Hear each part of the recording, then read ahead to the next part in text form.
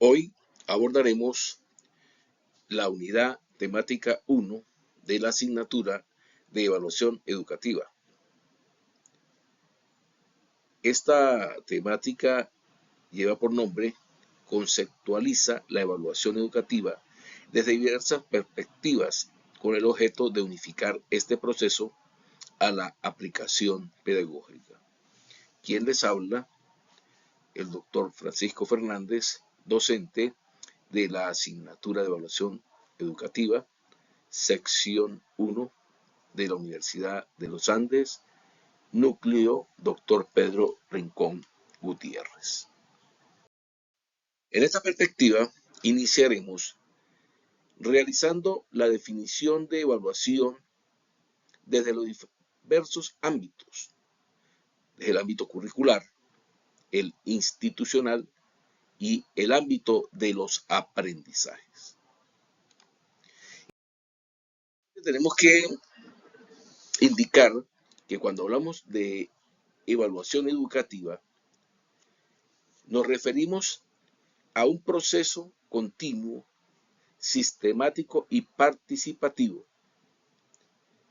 que tiene como objeto la recogida de la información para emitir juicios de valor y realizar la toma de decisiones para mejorar todos estos procesos. Y se aplica, como ya vimos el título anterior, en diversos ámbitos, tales como el institucional, que también lo conocemos como gestión y calidad, el curricular, que tiene que ver y está más enfocado a los planes de estudio, y el de los aprendizajes, que nos permite monitorear, revisar el progreso del estudiante. El progreso del estudiante de su aprendizaje mediante la evaluación. Ahora bien, cualquiera sea los ámbitos, lo que busca es mejorar de forma continua todos y cada uno de estos procesos. Buscar las falencias o las fallas, si así lo queremos, que estemos experimentando para mejorarlas. Vamos a definir cada uno de esos ámbitos.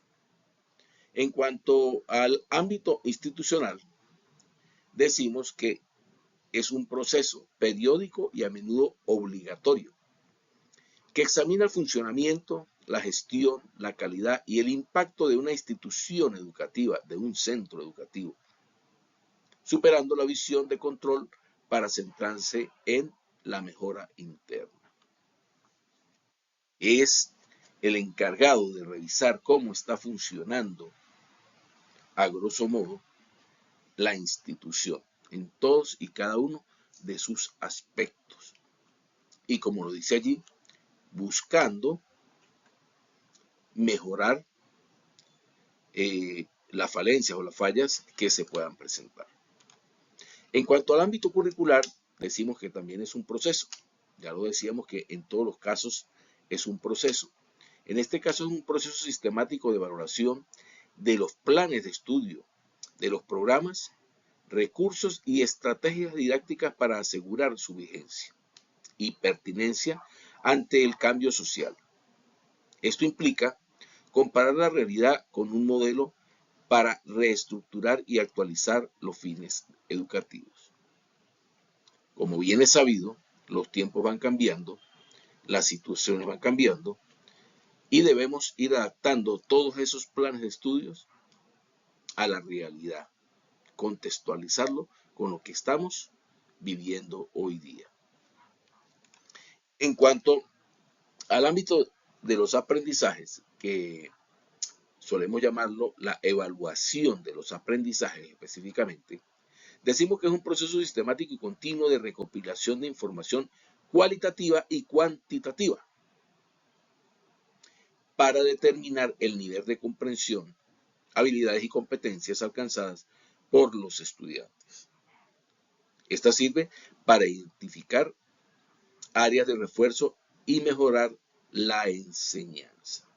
Fíjese que aquí ya en la definición aparece que debe ser información tanto cualitativa como cuantitativa. Ahora vamos a revisar el uso que se le da a cada uno de estos ámbitos. En el ámbito institucional, la evaluación del clima escolar, la eficiencia administrativa y la infraestructura del centro. Él se centra allí, entre otras cosas, ¿sí? ¿Cómo está ese clima escolar? A veces tenemos un clima escolar que no favorece la enseñanza en el mismo. Hay que entonces hacer una evaluación donde podamos revisar qué es lo que nos está desfavoreciendo para de esta manera poder corregirlo. La eficiencia administrativa. Muchas veces las coordinaciones o los entes administrativos, llámese como se llame, no están funcionando como deben funcionar. Puede ser que exista mucha burocracia para ciertos trámites, entre otras cosas, y eso debe ser revisado y evaluado continuamente, como lo dijimos antes, para que esto mejore. La infraestructura del centro. Tenemos que ir revisando esa infraestructura, en qué condiciones se encuentra, si está o no apta para los tiempos que enfrentamos hoy día, entre otras cosas. Entonces, eso debe ser sometido rigurosamente y continuamente a una evaluación institucional, buscando darle respuesta a todo eso y, por supuesto, mejorar todas y cada una de las falencias que allí se encuentran. En cuanto a el ámbito curricular, hablamos del análisis de pertinencia de un plan de estudios de ingeniería, por ejemplo, tras 5 años de vigencia. Ya tenemos un plan de ingeniería, plan de estudio, ya cumplió 5 años. Si lo vemos de una manera, pues en 5 años debemos tener la primera promoción de ese plan de estudio. Entonces se debe revisar, se debe evaluar cuáles son los alcances que hemos tenido mediante ese plan de estudios.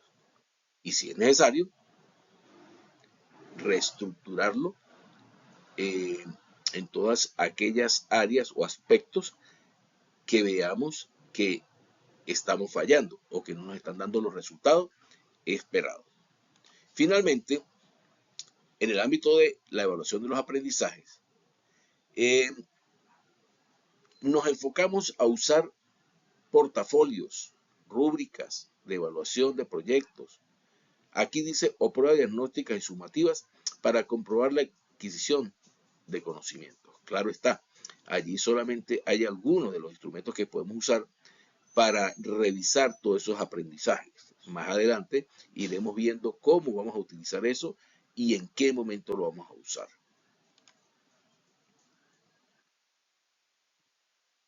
A veces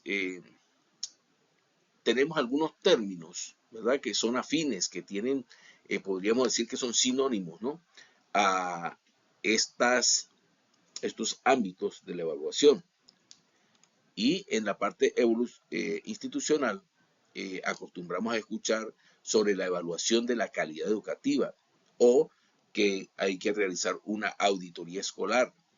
También que hay que hacer una evaluación de la gestión o de gestión. Bueno, todos esos términos son afines y se refieren a la misma evaluación institucional. Hablando de la parte curricular o del ámbito curricular, escuchamos como la valoración curricular, que es muy parecida, la auditoría académica, que a veces la confundimos con la pedagógica, y la revisión de planes de estudio. De esa manera también se le conoce. Y en cuanto a la de los aprendizajes, tenemos la evaluación formativa sumativa, la valoración del rendimiento, la medición de logros, calificación. Fíjese, entre paréntesis me aparece el enfoque tradicional y la retroalimentación pedagógica. Como características claves de estos tres ámbitos de la evaluación educativa, podemos decir que es continua y sistemática. Es decir, en ningún momento, ninguna de ellas es un evento final o es un solo paso, sino una parte integrada en todo el proceso educativo. Se da durante todo el proceso educativo. Que es un proceso de valoración. Más allá de la calificación, busca comprender para mejorar. Comprender qué está pasando, si el alumno no avanza, si el alumno no aprende, para mejorar todos esos procesos. Es formativa y participativa. Entonces, incluye la autoevaluación y la heteroevaluación para la toma de decisiones finales. Ya revisaremos más adelante esto de la autoevaluación, la heteroevaluación y incluiremos la coevaluación, entre otros tipos también de evaluación, aunque esto pues lo podemos llamar la forma de evaluación. Ahora vamos a pasar, siguiendo con nuestra evaluación educativa, a la evaluación de los aprendizajes desde la perspectiva cualitativa y cuantitativa. Esto es porque nos vamos a centrar en esta asignatura más a la evaluación de los aprendizajes que a las dos anteriores. Primero vamos a definir lo que es la evaluación de los aprendizajes y decimos que esta combina la perspectiva cuantitativa, numérica o sumativa, y la cualitativa, descriptiva o formativa. Todo esto con el fin de medir el rendimiento y al mismo tiempo comprender ese proceso educativo. Mientras la primera, la cuantitativa, usa pruebas objetivas para calificar, la segunda valora habilidades y actitudes, buscando una evaluación integral y continua. De repente se es muy sesgado al decir que la primera solo usa pruebas objetivas, pero es más o menos para hacer una referencia, porque de esa manera conocemos la evaluación cuantitativa como un número, simplemente, y no revisamos más allá. Y esa es la idea principal pues, de esta asignatura, revisar en el proceso real de la evaluación de los aprendizajes. En cuanto a la evaluación cuantitativa, podemos decir, tenemos dos vertientes, la cuantitativa y la cualitativa. Entre la cuantitativa podemos decir que su enfoque se centra en el cuánto, es decir, los resultados como tal. Entre sus características principales decimos que es numérica, objetiva y estandarizada. Los instrumentos que utiliza, pues aquí colocamos solo algunos, exámenes, test, rúbricas con puntuación, entre muchos otros. El uso que lo damos, ideal para clasificar, comparar y certificar conocimientos al final de un periodo. Regularmente, pues la cuantitativa, pues eso es lo que llevamos regularmente como uso. Finalmente, entre las ventajas que podemos ver en este tipo de evaluación o esta perspectiva es que tiene una rapidez y una facilidad para manejar grandes grupos. De por sí, cuando hablamos de la educación en Venezuela, a nivel de media general, esta es una de las evaluaciones que más ha venido usándose y precisamente tiene esas ventajas, ya que a este nivel pues se maneja gran cantidad de estudiantes, igual que en el nivel universitario. Cuando hablamos de la cualitativa, tenemos también que su enfoque se centra en el cómo. Fíjense, vamos a ir revisando mientras que la cuantitativa se centra en el cuánto, este se centra en el cómo y en el por qué. Es decir, los procesos, cómo ocurre y por qué ocurre. Entre sus características decimos que es descriptiva, interpretativa y contextualizada. Usa diversos instrumentos, entre los cuales podemos revisar la técnica de la observación inicialmente, los diarios de campo, portafolios, entrevistas, rúbricas conceptuales, entre otros. Decimos que entre sus usos es ideal para la retroalimentación continua, formativa y el desarrollo de competencias. Es decir, para hacerles saber primero a los estudiantes dónde están fallando y nosotros, los docentes, también revisar cuáles son las posibles fallas que estamos cometiendo en el momento de llevar esa información y, por supuesto, corregirlas y mejorarlas. Finalmente, entre las ventajas que podemos citar, permite entender profundamente el aprendizaje y las dificultades del alumno. Fíjense bien que no es un secreto que siempre decimos que la evaluación a nivel de media general es muy diferente a primaria. Y esto obedece a muchos aspectos. Uno de los aspectos es este, que en la educación primaria se hace más énfasis, por decirlo de alguna manera, en la evaluación de tipo cualitativa, mientras que en media general se hace más énfasis en la cuantitativa. Un docente de primaria regularmente tiene un promedio de 35, 36 estudiantes, con los cuales pasa todo el año escolar y toda la semana, desde regularmente 7 de la mañana a 1 de la tarde. Entonces, pues le permite revisar, mirar, comprender, ¿sí? Interpretar todas las situaciones que presenta o que manifiesta este estudiante en ese periodo. En la parte de media general, pues un docente promedio tiene 10 secciones, a veces un poco menos, a veces más, pero cada sección tiene 35, 36 estudiantes en promedio. Si son 10 secciones, tiene 35 estudiantes, estamos hablando de 350 estudiantes que deben manejar durante el año escolar y por ende semanalmente. Y a diario debería atender mínimo 3 secciones en bloques de 3, 4 secciones en bloque de 2 horas, y si son 4 secciones, estaríamos hablando de 140 estudiantes el día. Entonces se hace un poco más fuerte aplicar este tipo de evaluación cualitativa. Sin embargo, no es que no se pueda aplicar. Tenemos que formarnos para aplicarla de la manera más efectiva que podamos. De por sí, pues ya veremos más adelante que eso nos lo establece el marco normativo de la evaluación en nuestro enfoque jurídico en nuestro país Venezuela.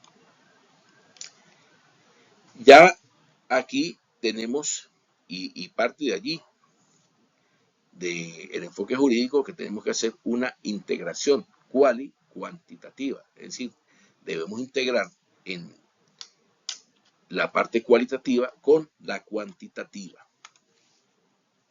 La tendencia actual busca superar la dicotomía integrando ambos enfoques, utilizando los números para situar el desempeño y la cualificación para comprenderlo y mejorarlo. Esta perspectiva mixta permite una visión más holística del proceso de enseñanza y aprendizaje, o de los procesos de enseñanza y aprendizaje.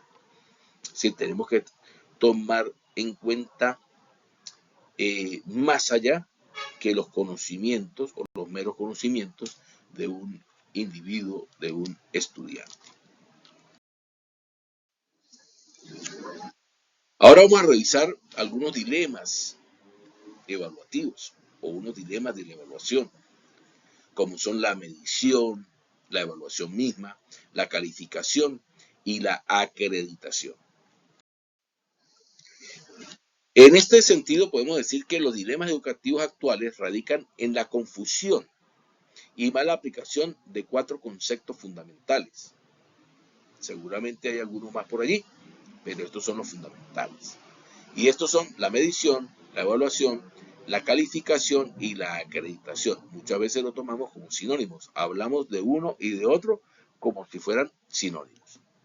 Aunque a menudo se usan como sinónimos, allí lo dice, representan etapas distintas con fines diferentes, generando conflictos entre la evaluación formativa, que está centrada en la mejora, y la sumativa, que es un control administrativo. Iniciamos con la medición. La medición, como allí lo señalamos, maneja datos cuantitativos. ¿Y qué es la medición? La medición es un proceso técnico y objetivo de recoger datos o de la recogida de datos, con la finalidad de que de asignar números o puntuaciones a los aprendizajes. Por ejemplo, cuando hacemos o revisamos, aplicamos primero, por supuesto, y luego revisamos un examen, lo que hacemos es aplicar un número. ¿Cuánto sacó el estudiante? 15 puntos, 10 puntos, 8 puntos, 20 puntos. Eso es lo que hacemos, ¿sí? Y por medio de eso hacemos una medición. Luego pasamos al segundo eh, término, que es la calificación. Y fíjese, pareciera que medición y calificación es lo mismo. Sin embargo, allí dentro de paréntesis ya nos da una pista y nos dice que es la asignación del valor, mientras que los otros son datos cuantitativos. ¿Qué es la asignación del valor? Es un proceso administrativo que transforma la medición en una expresión cualitativa o numérica, letra o nota, para clasificar al estudiante. Habla de una cualitativa o numérica, esto debido a que en nuestro sistema educativo venezolano, a nivel de primaria, se evalúa cualitativamente, mientras que en media general se evalúa cuantitativamente. Y al final, pues lo que ocurre en primaria es una letra. Dirá, el estudiante pasó con A, con B, con C o con D, que regularmente se llama el literal. Mientras que en media general hablamos de que el estudiante aprobó con 20 puntos, con 15 puntos, con 18 puntos o reprobó en su caso. Pero siempre le estamos colocando un número. Entonces fíjese la diferencia que existe ya entre estos dos conceptos. Ahora vamos a hablar de la evaluación. Entonces ya al aparecer la evaluación, nos estamos dando cuenta que evaluación pues no es lo mismo que calificación ni medición, aún sin ver su conceptualización. Pero sí, dentro de un paréntesis, me parece que es un juicio de valor y de mejora. Decimos que es un proceso integral, continuo y cualitativo, que utiliza datos de medición y notas de calificación para emitir juicios de valor, identificar fortalezas y dificultades y retroalimentar el aprendizaje. En resumen, podemos ver que dentro de la evaluación se encuentra contenido tanto la medición como la calificación, y si están allí, pues no pueden ser sinónimos en ningún punto de vista. Entonces, cuando evaluamos, no calificamos ni medimos. La calificación y la medición son parte de la evaluación. Y hay que revisar y hacer mucho énfasis en lo del juicio de valor y la mejora. De allí vamos a ver más adelante la evaluación diagnóstica, formativa y sumativa. La autoevaluación, la coevaluación y la heteroevaluación, que debemos realizarlo continuamente, precisamente para buscar juicios de valor que nos puedan hacer mejorar el aprendizaje en nuestros discentes. Finalmente tenemos el cuarto, que es la acreditación. Y dentro de paréntesis dice certificación, muy diferente a las tres anteriores, y dice que es un proceso de validación oficial que certifica que el estudiante ha cumplido con ciertos estándares o competencias necesarias para aprobar un nivel o una asignatura. De allí que, por hacer un ejemplo, en el título de los licenciados en educación aparece el ciudadano rector fulano de tal, ¿sí? Certifica que el ciudadano Pedro Pérez ha cumplido con los requisitos mínimos para obtener el título de o las competencias necesarias para obtener el título de, entre otros sinónimos por allí. Entonces, esa acreditación ya es a ese nivel. Siguiendo con estos dilemas, vamos a revisar o a profundizar un poquitico más y vamos a decir que la medición se confunde frecuentemente con evaluar. La medición por sí sola no indica el nivel de comprensión, solo las cantidades de respuestas correctas. ¿Cuántas respuestas correctas tuvo el estudiante?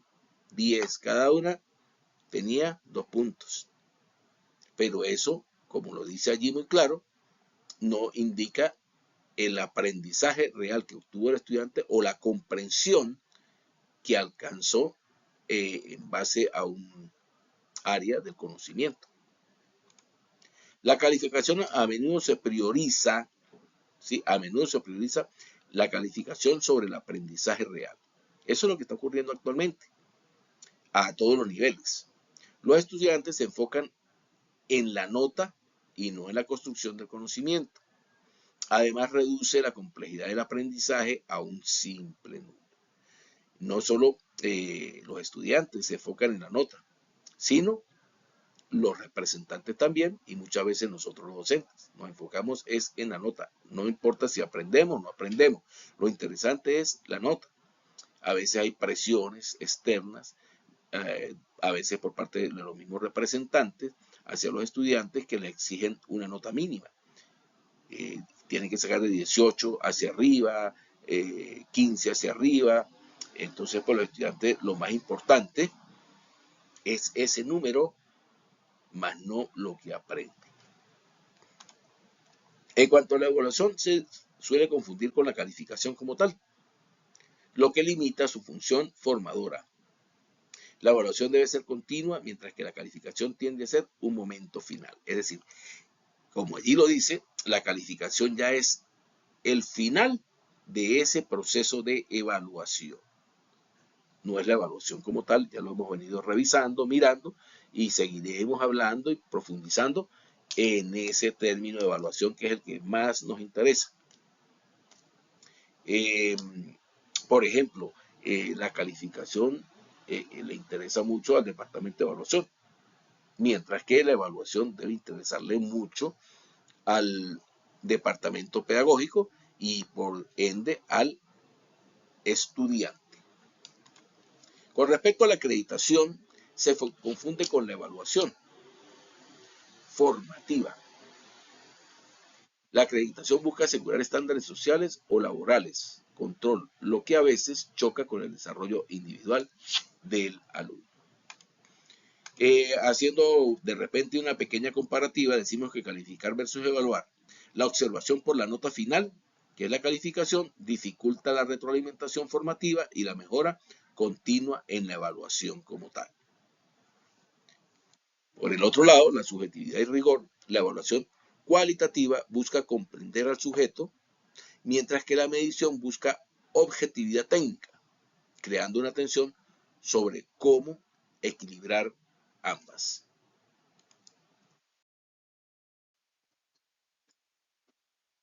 Siguiendo en este contexto, tenemos ahora las características de la evaluación como tal.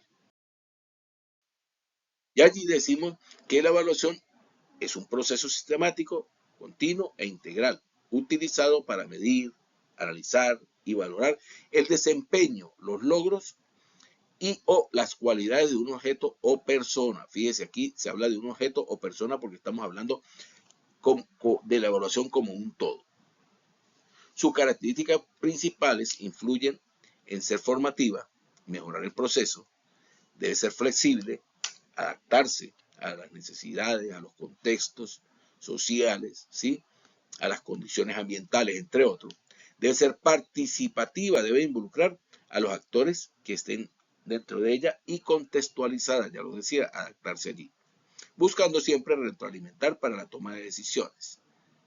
Ya la evaluación desde una perspectiva global, ¿no? Entonces, vamos a ver las características en sí. Inicialmente podemos decir que es continua o procesal. ¿Por qué es continua o procesal? Porque se realiza a lo largo de todo el proceso de enseñanza-aprendizaje, no solo al final permitiendo ajustes oportunos. Fíjense, es continua o procesual. Uno de los errores que tenemos que pensamos que es la calificación, que ya es el final. Por otro lado, decimos que es integral o holística. Esto se debe a que considera al estudiante o proceso en todas sus dimensiones: conocimientos, habilidades, actitudes y valores, no solo en la memorización o el conocimiento como tal. De por sí ya vamos a ir hablando aquí de el ser, el hacer, el conocer y el convivir. Entonces no se enfoca solo en el conocer, sino en todos los demás aspectos del individuo. Es sistemática porque sigue un orden, planificación y métodos científicos organizados para recopilar toda y cada una de la información allí procesada y obtenida. Es flexible, ya lo decíamos anteriormente, porque se adapta a las características, necesidades y ritmo del aprendizaje de los alumnos o del contexto específico. Muchas veces queremos evaluar a los estudiantes de San Cristóbal, específicamente el sector de Barrio Obrero, al igual que evaluamos a los estudiantes que están ubicados cerca de Chorro del Indio, para no irnos tan lejos, ¿sí? O de las zonas aledañas, que tienen características, idiosincrasia, intereses diferentes. Entonces debe ser flexible y debemos adaptarla a todas esas situaciones.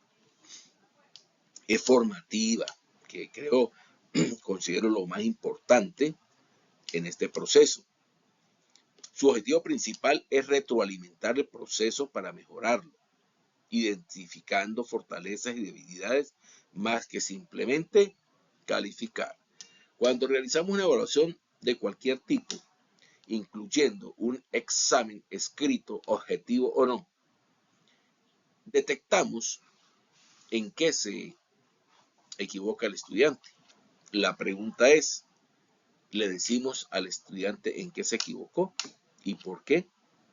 Es decir, hacemos esa retroalimentación para que el estudiante pueda entender y mejorar esas falencias que tiene.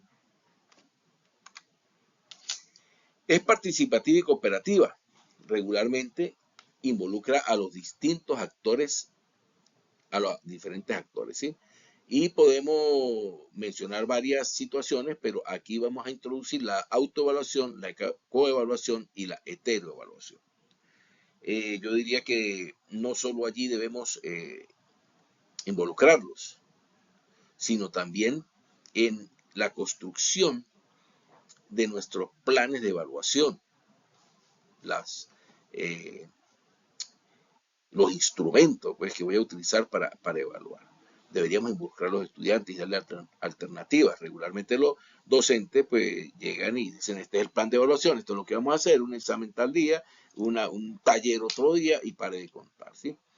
Y por otro lado, pues debemos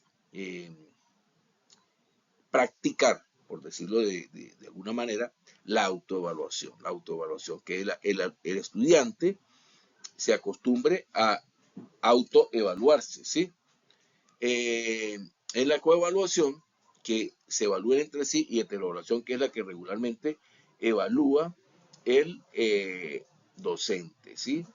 Pero no solo la autoevaluación por parte de el estudiante, también tenemos que revisar la autoevaluación por parte de los docentes. Tenemos que evaluarnos continuamente, ¿sí? Para revisar esos procesos, cómo están funcionando. Fíjese, debe ser objetiva. Objetiva porque se basa en un criterio de evaluación, en criterios de evaluación claros, válidos y confiables, minimizando la subjetividad del evaluador.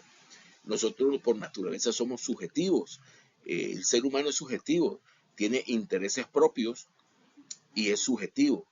Entonces debemos evitar que esa subjetividad se vea reflejada en los procesos de evaluación, y eso mediante la objetividad, construyendo criterios de evaluación claros.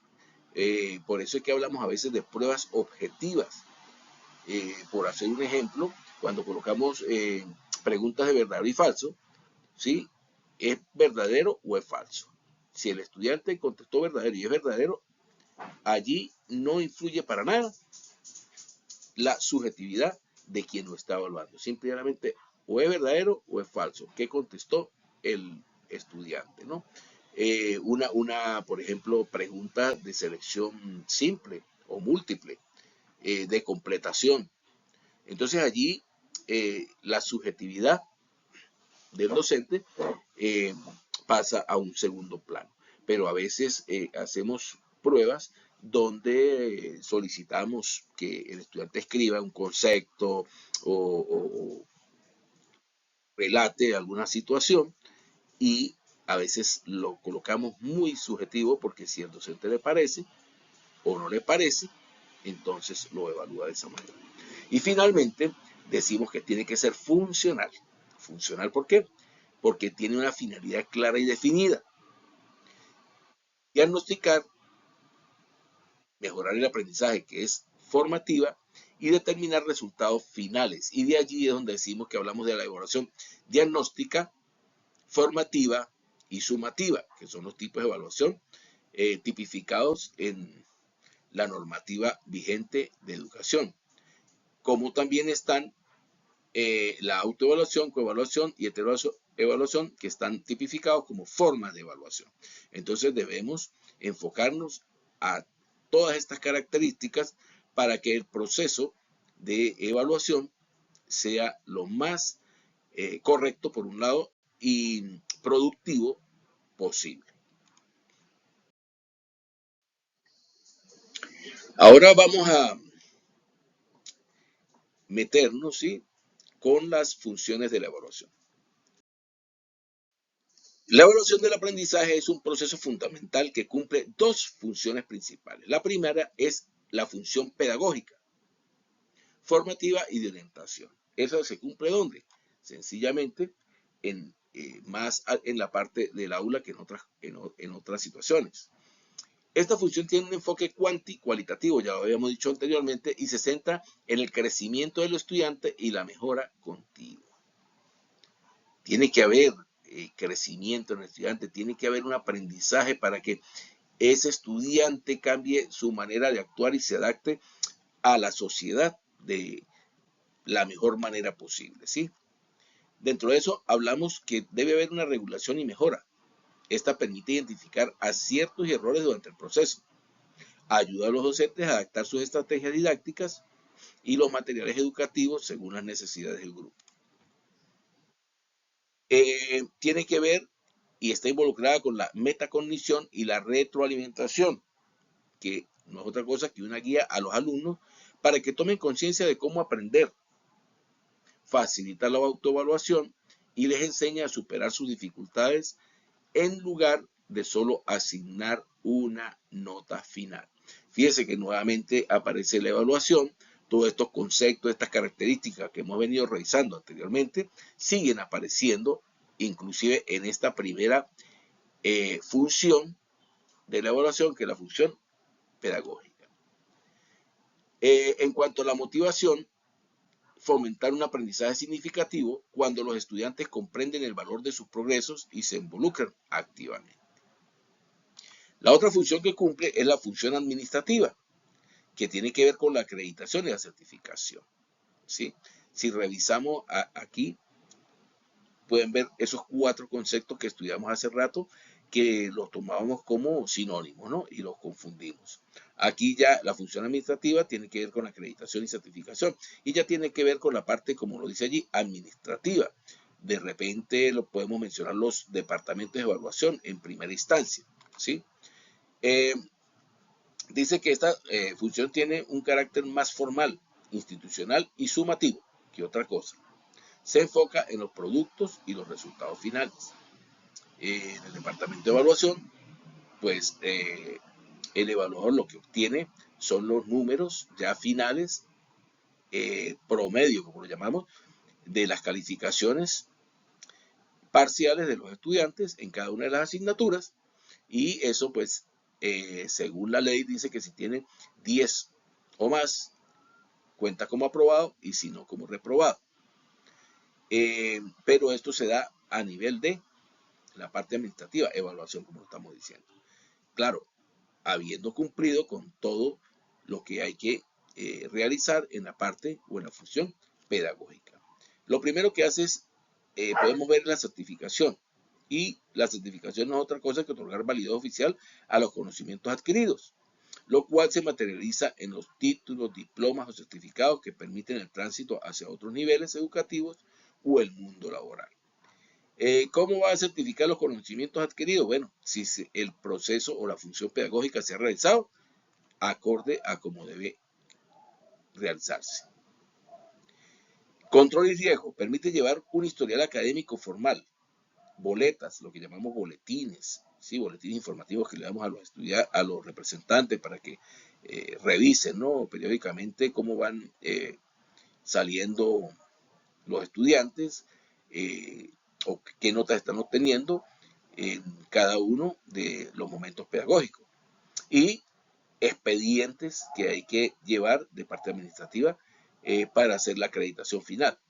Sobre el rendimiento de los alumnos para documentar quiénes cumplen con los estándares y metas de un programa de estudios. Y finalmente se lleva a la toma de decisiones institucionales proporcionando todos estos datos estadísticos que sirven a las autoridades educativas para evaluar la eficiencia de los planes de estudio, analizar tasas de deserción y gestionar los recursos necesarios. En este sentido, podemos decir que las dos funciones pues se complementan. Y concluimos diciendo aquí que aunque operan en distintos niveles, ambas funciones son complementarias, como lo decía anteriormente, juntas garantizan que la educación sea formativa para el individuo y rigurosa para la sociedad. Los principios de la evaluación. En cuanto a los principios de la evaluación, vamos a decir que la evaluación es un proceso valorativo, o vamos a decirlo no, ya venimos revisando, y es un proceso valorativo sin duda alguna y formativo fundamental en el ámbito educativo.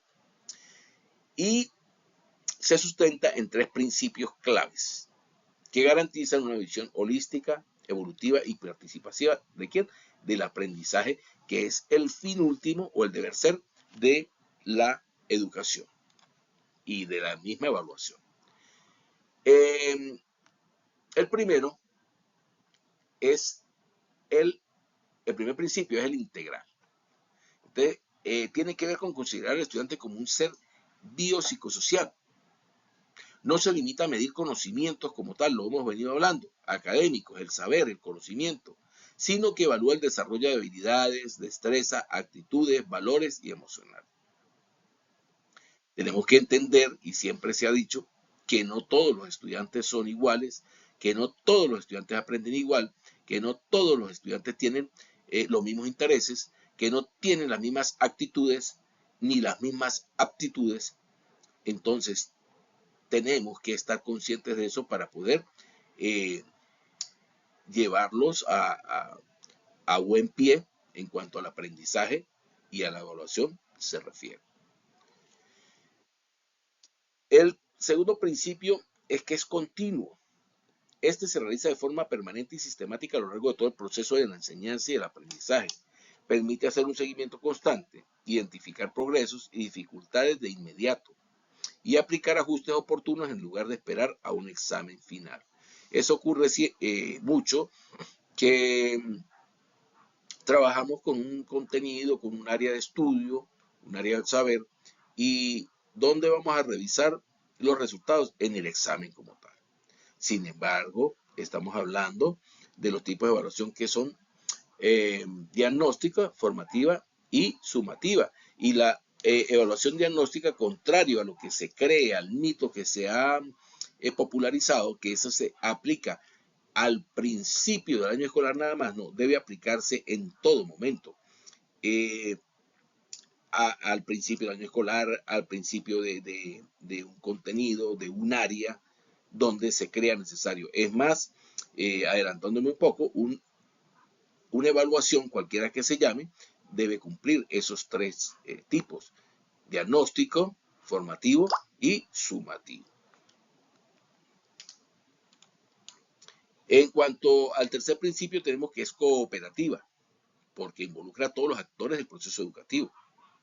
Fomenta la participación activa del docente, que es el mediador, y del estudiante, integrando prácticas como la autoevaluación, el alumno evalúa su propio desempeño, la coevaluación, evaluación entre pares y la heteroevaluación.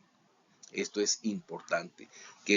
Y yo insisto, no solo que el alumno se evalúe, sino que el alumno también debe practicar una coevaluación para con el docente. Y el docente debe autoevaluarse también para ir revisándonos continuamente nuestra manera de actuar. Y los procesos, por supuesto, que estamos aplicando, si son o no efectivos. Actitudes y aptitudes que desfavorecen el proceso de evaluación de los aprendizajes. Fíjense que dice actitudes con C y aptitudes con P. Son diferentes. Entonces, vamos primero a revisar las actitudes, y fíjense que les coloco en letra roja la letra C para que podamos diferenciar los dos conceptos. Entonces, las actitudes es la disposición mental y emocional, es decir, el comportamiento o la forma en que una persona decide afrontar la situación. Mientras que las aptitudes con P, y también lo coloco en letra roja, son las capacidades, destrezas y talentos que tiene una persona para realizar una tarea específica. Vamos a adentrarnos entonces que las actitudes y las aptitudes que desfavorecen la evaluación de los aprendizajes son aquellas barreras emocionales, cognitivas y metodológicas que obstaculizan la medición real del proceso estudiantil. Estas impiden que el proceso sea justo, formativo, equilibrado y útil para la retroalimentación.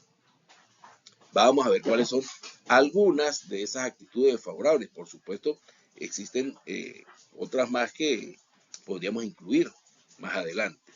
Entre las actitudes desfavorables que tenemos, que son, claro, como lo decíamos anteriormente, los factores emocionales de disposición. La primera que podemos nombrar es la ansiedad y el temor paralizante. El miedo a la calificación punitiva genera bloqueos mentales, nerviosismo extremo, y evita que el estudiante demuestre lo que realmente sabe.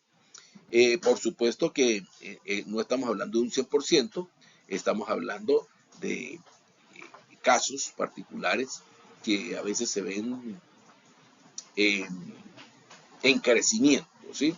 A veces los estudiantes pues le temen, sobre todo cuando le dicen, bueno, te vamos a hacer una evaluación oral, caramba. Muchos muchachos ahí mismo tienen temor y bueno, los resultados a veces no son los mejores producto de eso. Hay inclusive algunos que se quedan paralizados, ¿sí? Y hablo de una evaluación oral por decir alguna. Hay estudiantes que no quieren exponer, no les gusta exponer, se sienten mal, y ese es por ansiedad y temor a hacerlo, ¿sí?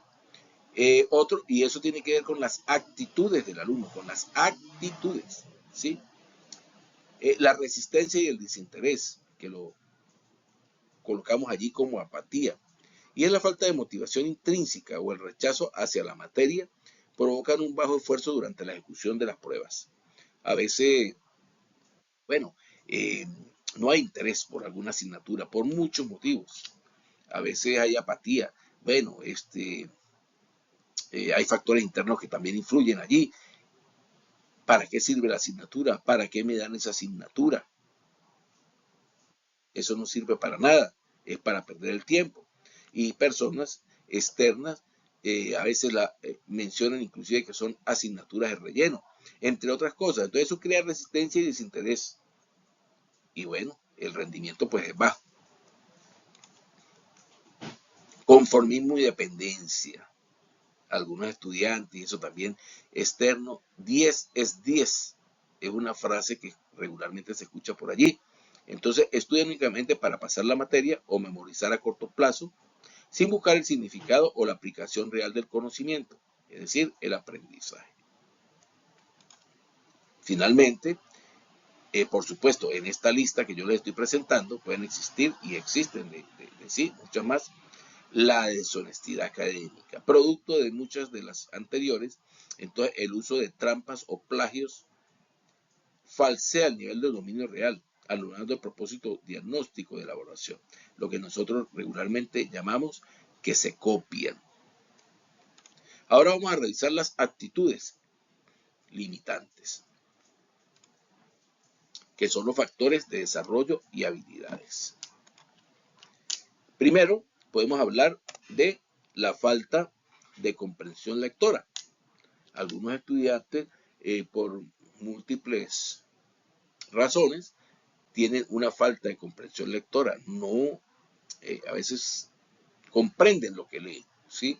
Y aparte de eso, a veces no tienen facilidad para la lectura, entre otras cosas. Entonces, dificulta la correcta interpretación de las consignas, instrucciones o problemas planteados, llevando a respuestas incorrectas por simple confusión. Deficiencias en el pensamiento crítico.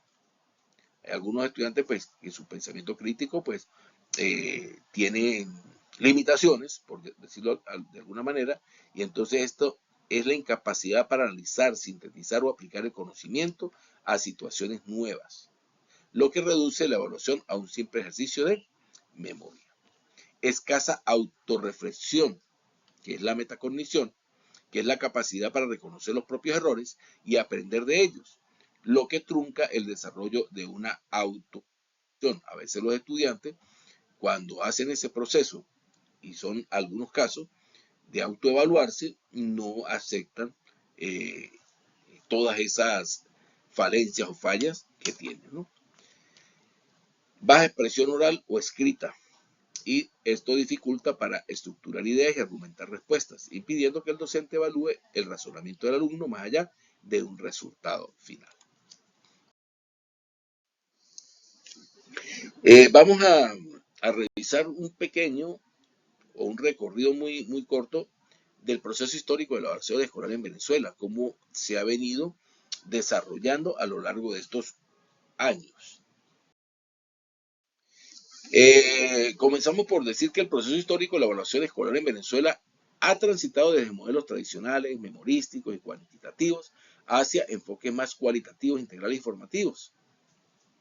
Su evolución se divide en etapas marcadas por cambios políticos y las diversas leyes orgánicas de educación dictadas a lo largo del tiempo. Vamos a revisar 4 periodos inicialmente. Primero, vamos a hablar de la etapa colonial y la escuela tradicional. Esto desde finales del siglo XVIII hasta inicios del siglo XX.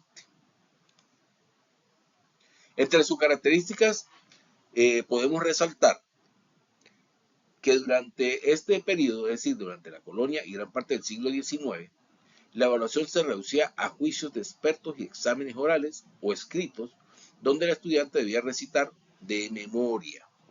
Es decir, el estudiante tenía que aprenderse las cosas, los contenidos, los objetivos para ese entonces, y simplemente responder esos exámenes, bien fueran orales o escritos.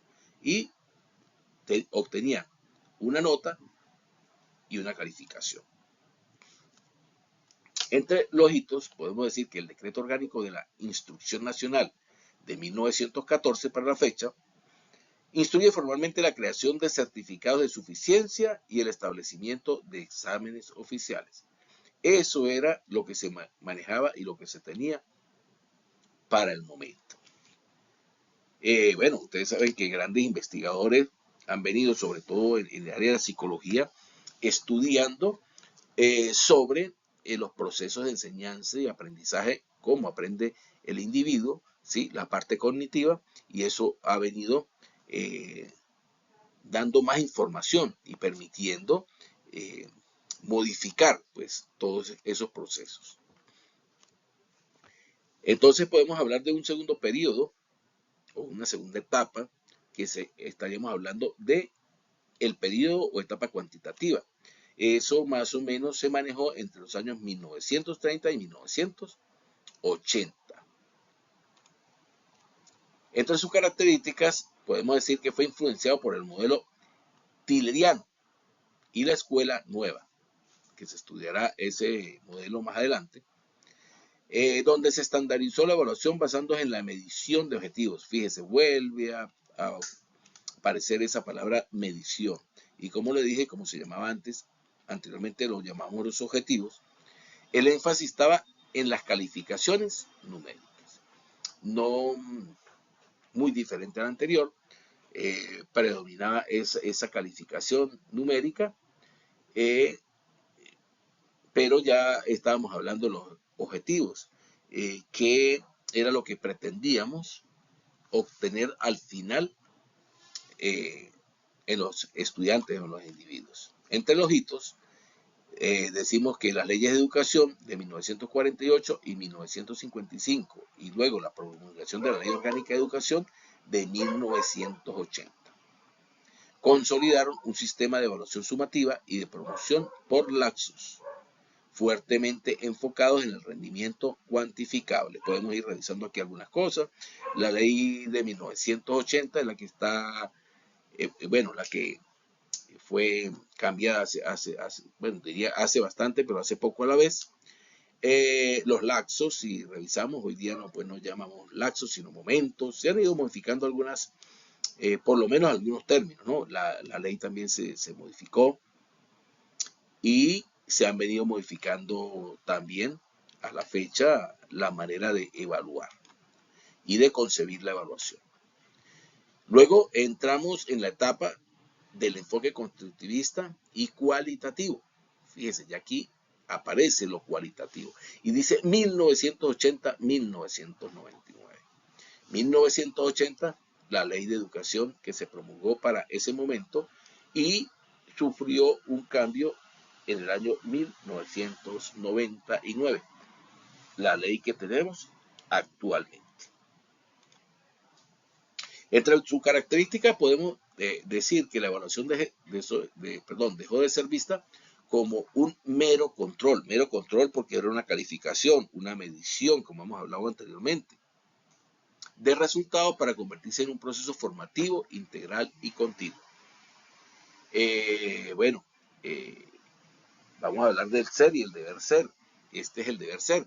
Sin embargo, no siempre es el deber ser lo que tenemos. Tenemos un ser que no se ve de esta manera, ¿sí? En muchas oportunidades se sigue enfocando en la calificación final. Los hitos se introdujeron ajustes curriculares y normativos, orientados a valorar no solo el producto final, sino el proceso de aprendizaje del estudiante impulsando la autoevaluación y la coevaluación. Esto se puede ver también reflejado en el Reglamento General de la Ley Orgánica de Educación, que por ahora pues lo vamos a ir nombrando porque vamos a tener el contenido número 2, vamos a abordar las bases legales en el sistema educativo venezolano y vamos a revisar eso. Ese reglamento todavía está vigente, salvo algunos ajustes que se le hicieron y con algunas situaciones pues, que prevé la ley del 99. Finalmente, vamos a hablar del sistema educativo bolivariano que es el del siglo XXI, que es el que tenemos hoy día, el que estamos desarrollando en la actualidad. Y entre sus características podemos mencionar que con el nacimiento o la prolongación de la Ley Orgánica de Educación del 2009, ¿sí? Dije algo anteriormente, pero bueno, del 1999, hay que revisar allí eso. La evaluación se establece como un proceso continuo, interactivo, cooperativo y reflexivo. Fíjese que ya aquí en esta guía aparece todo esto que lo hemos venido trabajando o mencionando con anterioridad. Entonces combina lo cualitativo y lo cuantitativo de manera adaptada al nivel educativo. La educación inicial y primaria utiliza una evaluación estrictamente cualitativa, ya se los decía anteriormente, pero aquí lo formalizamos, centrada en descriptores, informes y la valoración del desarrollo integral del niño. ¿Sí? Inicialmente se hacen los informes descriptivos y finalmente al final de año se asigna el literal con el cual va a ser promovido. En cuanto a la educación media y clasificada, mantiene un sistema mixto, donde subsiste la evaluación cuantitativa, porque es la que me dice finalmente si el estudiante aprobó o no aprobó la asignatura, que son las escalas de calificación, junto con la aplicación de criterios cualitativos. En cuanto a los modelos de evaluación, los enfoques, los paradigmas y las generaciones de la evaluación. Vamos a ir en ese orden y vamos a hablar de los modelos de la evaluación como tal. Tenemos que Arias, Lara, Labrador y Gámez en el 2018 definen que un modelo de evaluación como un conjunto de postulados teóricos y teorías englobadas que en sí procuran explicar epistemológica, ontológica, axiológica y metodológicamente el proceso de evaluación. En otras palabras, es una línea teórica que explica la forma más detallada posible del proceso de evaluación. Dentro de estos modelos vamos a conseguir o vamos a citar tres. Algunos autores pues manejan algunos más, pero vamos nosotros a manejar estos modelos que creo, a mi manera de ver, son los más acertados. Entonces vamos a revisar modelos objetivistas, que es el primero, y vamos a mencionar cuatro. El primero, el modelo por objetivos como tal, que era el que propuso Tyler, y ya lo hablábamos hace un momento atrás, ¿sí? Y fíjese, es por objetivos. Este era enfocado estrictamente en medir el grado en que los estudiantes alcanzaban precisamente los objetivos terminales de la instrucción. Es decir, se hace una comparación entre el objetivo, lo que se quería alcanzar en el estudiante al finalizar el área de estudio y lo que en realidad alcanzó, esos resultados que se obtuvo con ese estudiante. El segundo de lo que vamos a abordar es la planificación evaluativa de Cronbach. Este modelo dice que la evaluación se planifica en dos fases. Una, que es la fase divergente, la lista de los contenidos que se quieren evaluar. Y la segunda es la fase convergente, la determinación de las prioridades, de qué es lo que se quiere evaluar.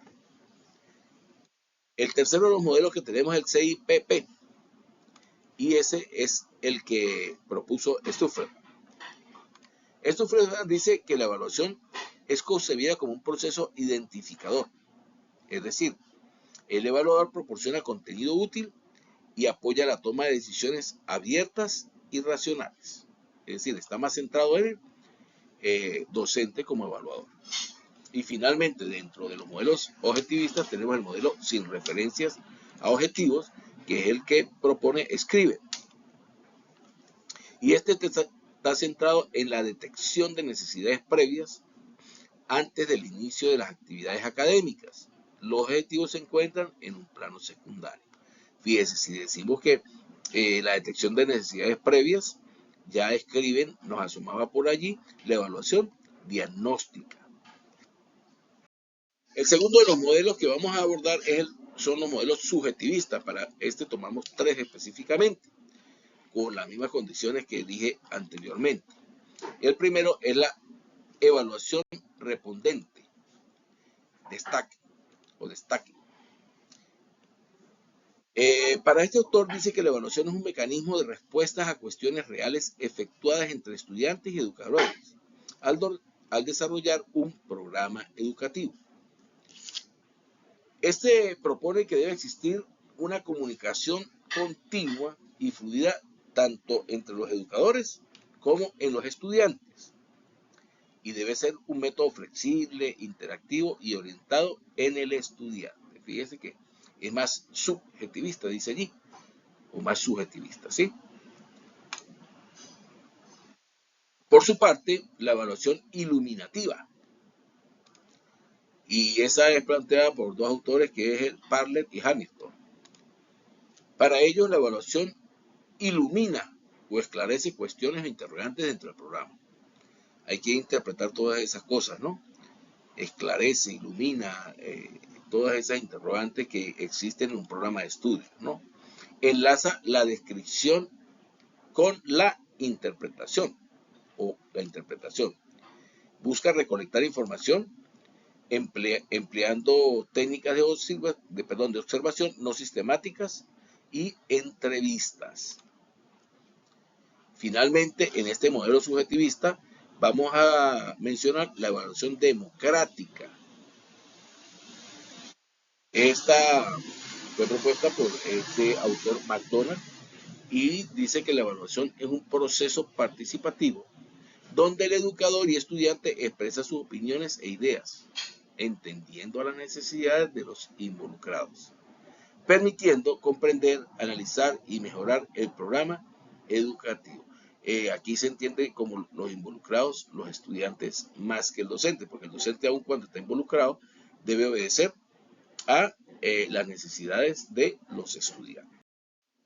Finalmente, tenemos el modelo de evaluación crítica, y para esto pues les coloqué las características de este modelo mediante un mapa conceptual, aun cuando me faltaron al parecer los conectivos, ¿sí? O los conectores, las palabras de conectores. Pero entonces, ¿qué decimos? Que el modelo de evaluación crítica es una evaluación que apunta al análisis crítico tanto del contexto, del proceso y de los resultados. ¿De qué? De los intereses educativos o de los procesos educativos. Por otra parte, el modelo de evaluación crítica busca la transformación de los implicados, de todos esos que están allí inmersos en la evaluación. Por otro lado, abarca tanto los procesos como los resultados de los programas. ¿Qué tipo de programas? Los programas educativos. Y finalmente, se centra en la toma de decisiones mediante la participación o de forma participativa y la forma democrática. A modo de hacer como un resumen, tenemos que los modelos, tenemos los objetivistas, subjetivistas y de evaluación crítica. En cuanto al rol del educador y orientador, la objetivista es un rol técnico, en la subjetivista es un rol cooperativo, pero en la evaluación crítica es que está comprometido como tal.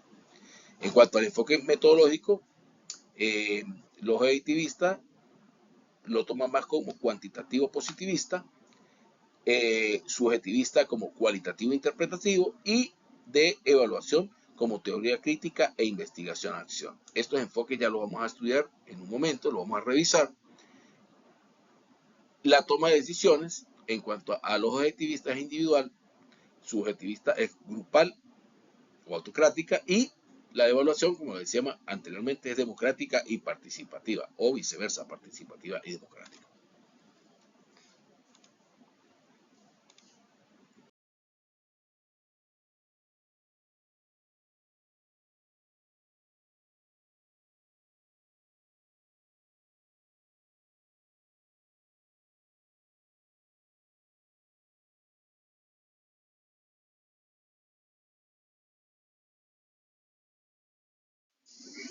Antes de evaluar, de hablar de, antes de vamos a hablar de las generaciones de la evaluación. Según Egon Kua, o estos autores, e Ivona Lincoln, 1989, la evaluación se clasifica en 4 etapas o generaciones cronológicas. Vamos a revisarlas rápidamente. Sería la primera, segunda, tercera y cuarta generación. La primera generación tiene que ver con la medición y esta está centrada en la aplicación del test y pruebas para medir conocimientos. Su enfoque era psicométrico y cuantitativo. La segunda generación, que decimos que es de la descripción, se orienta a describir las fortalezas y las debilidades del currículo y de los alumnos o los estudiantes o discentes, más allá de solo asignar una mera calificación. La tercera generación, que es la generación del juicio, fíjese que todo esto se va entrelazando con lo que hemos visto con anterioridad, incorpora el juicio de valor del evaluador. El docente es un evaluador para determinar si se cumple o no ciertos objetivos educativos previamente establecidos. Y finalmente la cuarta generación, que es la de negociación o la que se conoce también como constructivista, dice que la evaluación es participativa y consensuada, que involucra a todos los actores dentro de la comunidad educativa, es decir, estudiantes, docentes y la comunidad en sí. Es un proceso cualitativo para comprender y mejorar la realidad educativa. Ahora sí vamos a ir abordando los paradigmas de la evaluación como tal que mencionábamos anteriormente y decimos que representan las matrices teóricas y epistemológicas desde donde se conciben el acto de evaluar, es decir, cómo se ven eso, cómo se actúa en ese sistema de evaluación, forma de evaluar. El primer paradigma es el cuantitativo, también conocido como positivista, ¿sí? Es de la corriente positivista. Y este simplemente considera que la evaluación debe ser objetiva, neutra y medible. Por lo tanto, utiliza pruebas estandarizadas y estadísticas para comprobar los resultados. En base a lo que hemos visto, ustedes pues revisarán y ubicarán ese paradigma donde lo están viendo en todos y cada uno de esos aspectos, características que hemos visto. Por el otro lado, el paradigma cualitativo, que también lo conocemos como interpretativo o humanista. En realidad, esa es la corriente del pensamiento como tal, ¿no? Y este se enfoca en comprender los procesos, los contextos y los significados de los actores, que los actores le dan al aprendizaje. Este privilegia la observación, el análisis de casos y la evaluación formativa. Finalmente tenemos el paradigma sociocrítico o socioformativo constructivista, que considera el contexto social y el desarrollo de competencias integrales. La evaluación busca resolver problemas del entorno reales mediante la colaboración y la autoevaluación. Ahora nos vamos a centrar finalmente en los enfoques de la evaluación y vamos a revisar que cuando hablamos de enfoques de la evaluación debemos responder a una pregunta clave o a unas preguntas clave, ¿sí? ¿Para qué y cuándo evaluamos? Todo va en base a cómo vean esa pregunta, como una sola o como dos preguntas. Entonces, primero vamos a revisar que debemos tener un enfoque diagnóstico, que es la evaluación inicial que debemos de hacer y por eso es que hablamos de un proceso. ¿Cuál es la evaluación inicial? De por sí, este tipo de evaluación, que es la inicial, no tiene carácter sumativo, es decir, no se le asigna ninguna calificación, ningún número, ninguna nota. ¿En qué momento se aplica? Se aplica al inicio de un ciclo, unidad o año escolar. Fíjense, al inicio de un ciclo, unidad o año escolar. No solamente como tenemos actualmente concebido que es al principio del año escolar.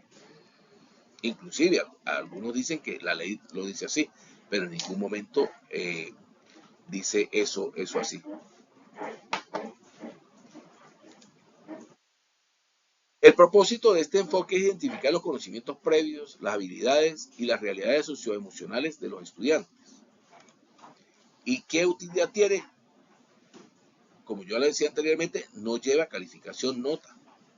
Sirve exclusivamente para que el docente adapte su planificación a las necesidades reales del grupo. Cuando vamos a abordar un contenido, cualquiera sea de cualquier área de estudio, necesitamos lo que llamamos unos prerequisitos. Se debe conocer ciertas cosas para abordar esos contenidos. Muchas veces los estudiantes pues no son capaces de abordar esos contenidos porque no tienen esas herramientas anteriores cognitivas. Por lo tanto, es necesario, indispensable y creo que diría yo obligatorio hacer ese enfoque diagnóstico. Seguidamente tenemos el enfoque formativo, que es la evaluación para el aprendizaje. ¿En qué momento se realiza? Se realiza de manera continua durante todo el proceso de enseñanza-aprendizaje. Tampoco tiene este enfoque formativo, tampoco tiene calificación. Propósito, monitorear el progreso, detectar dificultades a tiempo y ofrecer retroalimentación oportuna.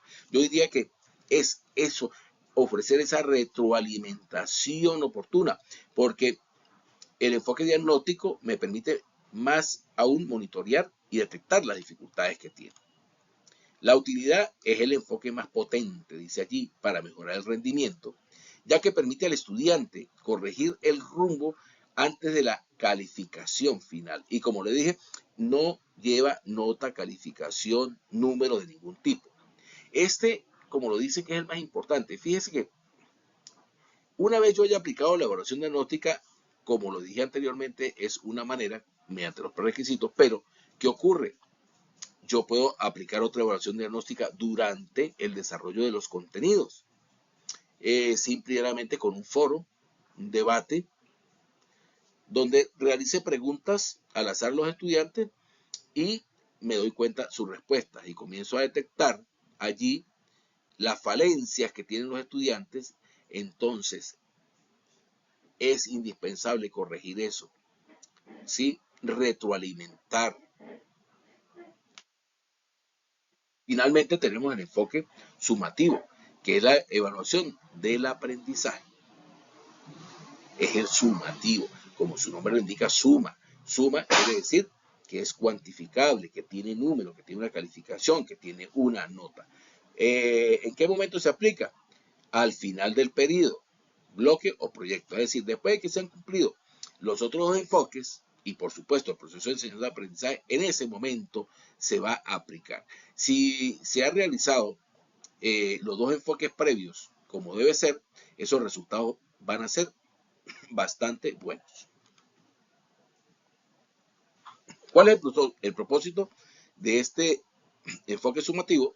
Certificar, calificar y constatar el nivel del logro alcanzado por el alumno. La utilidad se traduce en notas, como tal, ya lo había dicho antes, títulos o aprobaciones oficiales para rendir cuentas del aprendizaje obtenido y de esa manera poder acreditar, certificar y acreditar.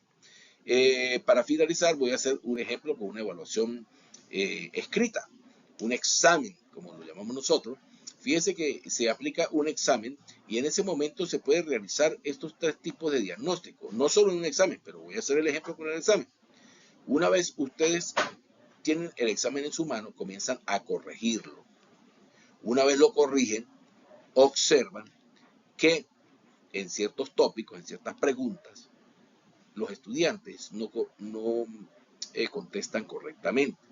Si bien podemos entender que algunos estudiantes fallen, cuando esa falla es muy numerosa, entendemos que allí hay, como se le dice hoy día, un nudo crítico.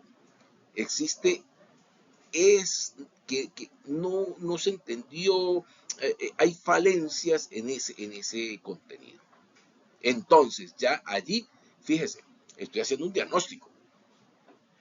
¿Qué procedo? Procedo a revisar la evaluación o el enfoque formativo. ¿Y qué es eso? Bueno, a volver a revisar, a explicar, ¿sí? A demostrar esa parte que detecté que no se alcanzó, para finalmente realizar una evaluación nuevamente sumativa y lograr mejorar los resultados. De allí, adelantándome un poco, como les digo, a la normativa legal, tenemos el artículo 112 del Reglamento General de la Ley Orgánica de Educación, que ha sido tan, eh, ¿cómo lo llamamos? La piedra en el zapato, vamos a llamarlo de esa, para los docentes, ¿sí? La repitencia de los exámenes. Bueno, allí hay una circular que ya veremos, donde dice los procesos, y dentro de los procesos tenemos una eh, evaluación formativa que me dice allí, ¿sí? Ya vamos a ver cómo se llama específicamente esa evaluación formativa, ¿sí? Que, bueno, me adelanto que le llaman clase remedial, y es eso, revisar esos nuevos críticos, pero para hacer esa clase remedial debo haber realizado el primer enfoque, que es el diagnóstico.